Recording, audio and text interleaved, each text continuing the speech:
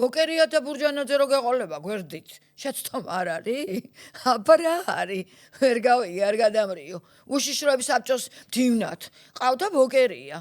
ამაზე დიდი შეცდომა რა გინდა? უშიშროების საბჭოს მდივანმა უნდა მიუტანოს ყველა დაკეტილი სივრცის ამბავი. ნახეთ, ეხლა ამას თქვენ იმიტომ ამბობთ, რომ სააკაშვილს ამართლებთ არა.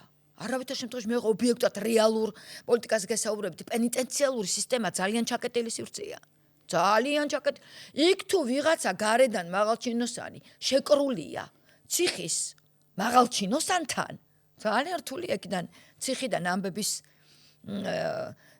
ასე ვთქვათ, მაღალთანამდებობრივ დონეზე გამოტანა.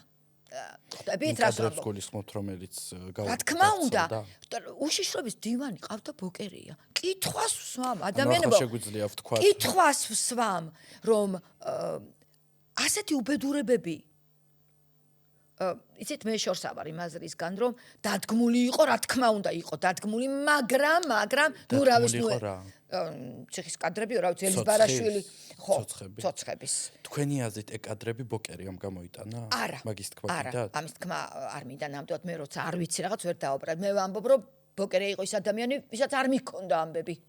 პირველ პირამდე. ხომ არ შეიძლება მაგალითად პროკურატურის 60,000 кейსი იცოდეს ერთმა პრეზიდენტმა.